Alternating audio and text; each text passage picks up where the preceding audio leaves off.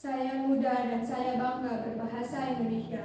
Assalamualaikum warahmatullahi wabarakatuh. Salam sejahtera bagi kita semua. Salam, Om Swastiastu, Namo Buddhaya, salam kebajikan. Perkenalkan, nama saya Akila Kusuma-Berwati. Pada kesempatan kali ini saya akan menyampaikan pengetahuan dan pandangan saya sebagai generasi muda terhadap bahasa Indonesia. Bahasa Indonesia mempunyai kedudukan yang sangat penting seperti tercantum pada ikrar ketiga Sumpah Pemuda yang berbunyi, "Kami putra dan putri Indonesia menjunjung bahasa persatuan bangsa Indonesia."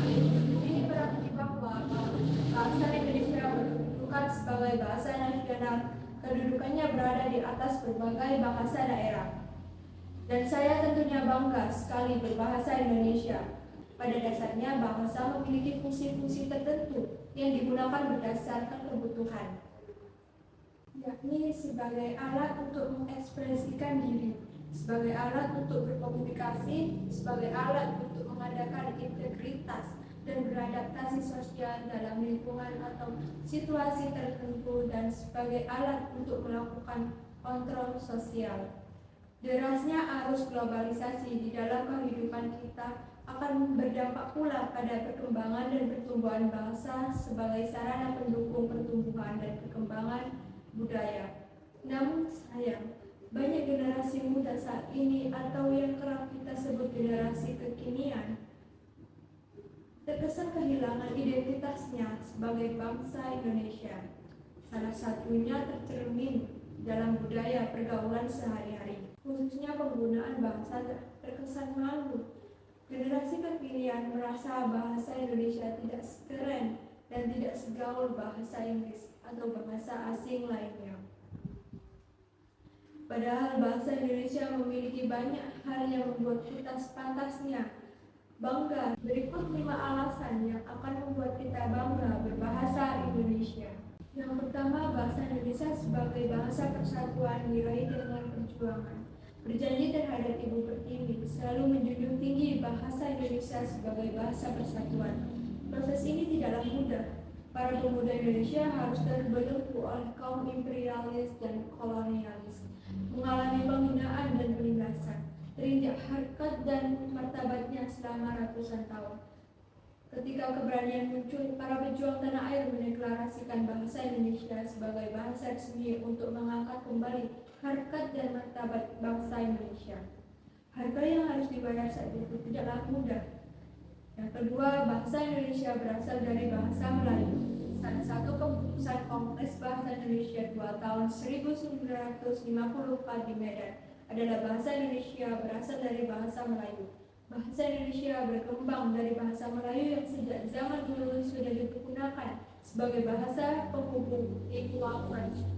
Bukan hanya di Kepulauan Nusantara, melainkan juga hampir di seluruh Asia Tenggara. Iya, bahasa Melayu dipakai di hampir seluruh wilayah Asia Tenggara.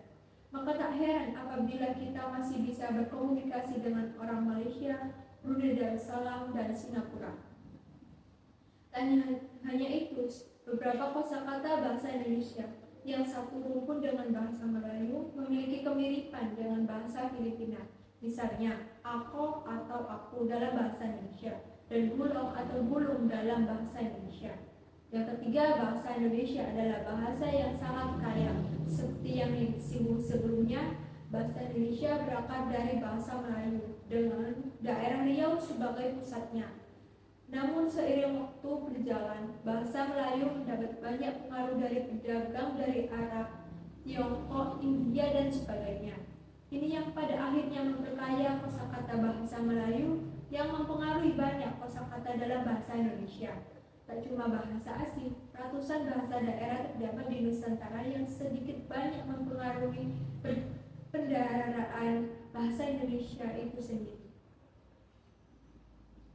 Pengaruh dari bahasa asing dan bahasa daerah menyebabkan perbendaharaan bahasa Indonesia yang sangat kaya. Karena itu, bila ada yang menyebutkan kekurangan kosakata untuk mendeskripsikan sesuatu, mungkin ia kurang mengenal bangsanya.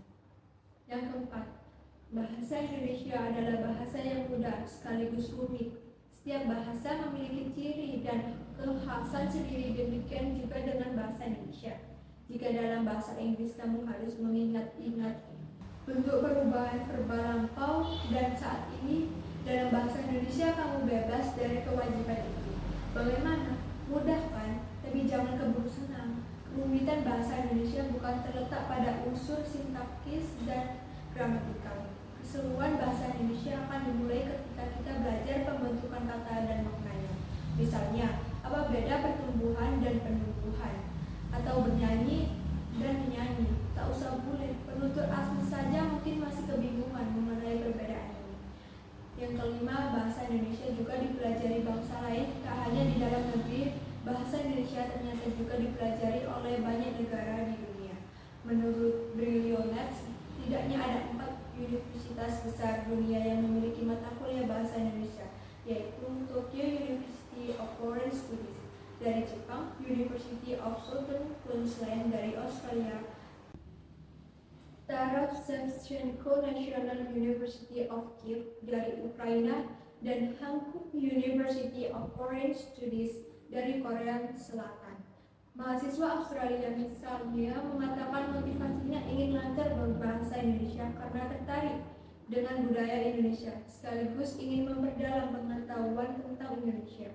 Bahkan sebagian lagi menganggap belajar bahasa Indonesia akan memudahkan mereka dalam mencari pekerjaan dan relasi.